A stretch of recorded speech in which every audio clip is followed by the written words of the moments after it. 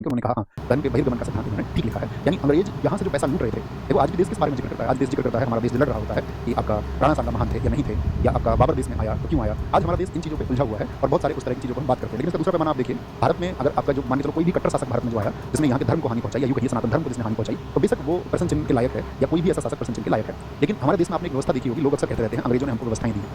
इस बात को कितने लोगों ने सुना है। कई लोग तो कहते हैं उन्होंने हमको एजुकेशन सिस्टम दे दिया, कई लोग कहते हैं कि उन्होंने हमको रेलवे दे दी, बहुत सारे लोग कहते हैं उन्होंने हमको पीडब्ल्यूडी डिपार्टमेंट दे दिया। लेकिन उसके दूसरे पक्ष और पहलू को वो भूल जाते हैं। क्या ये चीज़ें किन देशों के पास में आज नहीं है, बेशक लेट सवेर किसी के पास आई हो, लेकिन पहुंची जरूर। लेकिन आप सोचिए उन सब व्यवस्थाओं को भी उन्होंने अपनाया अपने खुद के फायदे के लिए। और ये देश जो उस समय पर मैंने कहा कि आपका देश पूरी दुनिया की 1/4 जीडीपी यानी कि 1/4 प्रोडक्शन हम कर रहे थे उस समय पर, वर्कफोर्स प्रोडक्शन करते थे, 24-25% प्रोडक्शन था, जो भारत एक रिचेस्ट कंट्री हुआ करता था दुनिया में, उस रिचेस्ट कंट्री को गरीब बना दिया। और वो गरीब बनाया ऐतिहासिक लेखों के अनुसार आपको समझना होगा कि इन्होंने अंग्रेजी शासन में 200 वर्षों में, आप इमेजिन करिए कितना पैसा ये हमारे देश से ले गए हैं। कोई साथी बता पाएगा कितना पैसा लेके गए हैं? अगर मैं आपसे बात करूँ, आज तो ये पता चल गया है, सब लोग इसके समर्थक हैं। अंग्रेज इन्होंने बताया जो सिद्धांत आपका कि भैया धन का बहिर्गमन पहले आप समझिए, तो हम आपको मुख्य बिंदु पे लेके जाएंगे। यानी धन का बाहर की ओर जाना।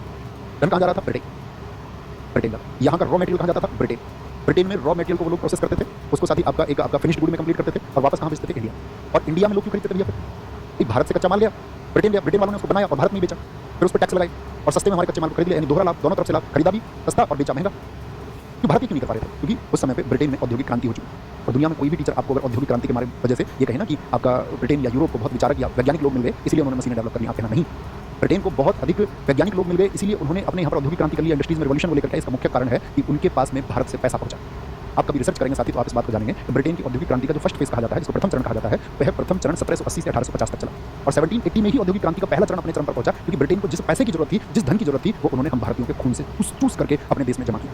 अपने यहाँ पर आप सोचिए हमारे देश में क्या वैज्ञानिक माइंडसेट नहीं है, क्या हमारे देश का बच्चा कुछ ऐसा नहीं कर सकता? आप देखिए दुनिया में नासा भी चल रहा हो, या दुनिया में जितनी भी तो बड़ी एजेंसी है, चाहे मेडिकल का फील्ड हो, चाहे आपका टेक्नोलॉजी का फील्ड हो, चाहे आईटी का फील्ड हो, चाहे मैं कहूँ कि आपका एआई का फील्ड भी हो, तो वहाँ पर आप देखेंगे सबसे ज़्यादा भारतीय बुद्धिजीवी बैठे हुए हैं और भारतीय बुद्धिजीवी वहाँ पर शामिल है। आप लोग आज जानते ही होंगे कि भारतीय कहाँ नहीं है, लेकिन भारतीय यहाँ क्यों नहीं है, भारतीय वहाँ पर क्यों है? इसका कारण था कि हमारे देश के पास में रिसोर्स बचे ही नहीं, क्योंकि साथ ही किसी भी चीज़ के लिए चाहिए वित्त, धन, पैसा। अगर हमारे स्कूलों को देने के लिए सरकारों के पास बहुत अधिक फंड्स होते तो क्या हमारे स्कूलों में, क्या हमारे भारतीय बच्चे प्रयोग करके आपका इस देश को और तरक्की नहीं दे रहे होते? आप कहें हाँ जी बिल्कुल दे रहे होते। क्या हमारी यूनिवर्सिटीज में जब अच्छी लैब होती तो वहाँ पर जो आपका रिसर्चर्स थे, या जो हमारे यहाँ पर साथी आपका अगर मैं कहूँ कि ऐसे ब्रिलियंट माइंड सेट हैं, क्या वो देश को एक नई दिशा नहीं दे रहे होते?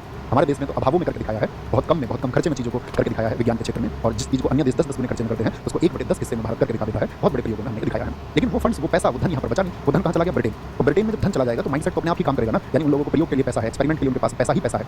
आज की ब्रिटेन की जीडीपी भी $3 ट्रिलियन है, $3 ट्रिलियन। लेकिन अंग्रेज हमारे यहाँ से पैसा लूट के लेके गए 200 वर्षों में, उसका नंबर है $45 ट्रिलियन। कितना पैसा लेके गए? नंबर लिखिए, $45 ट्रिलियन। तो मशीनें उनके यहाँ बनती थी, हमारे यहाँ बनती। वो लोग मशीनों से आपका वस्त्र बना रहे थे और हमारे देश में चरखे से वस्त्र बन रहे थे। हमारे देश में चरखे से लोग वस्त्र बनाने को आपका मजबूर थे, जिसमें बहुत समय लगता था और बहुत समय लगता था, जिसमें साथ ही आपका खर्चा, प्रोडक्शन भी बहुत कम था। इसलिए अंग्रेजों को वापस से बाजार बनाने में भारत में बहुत मदद हुई और उन्होंने भारत में जबरदस्त बाजार बनाई और दोहरा मुनाफा कमाया।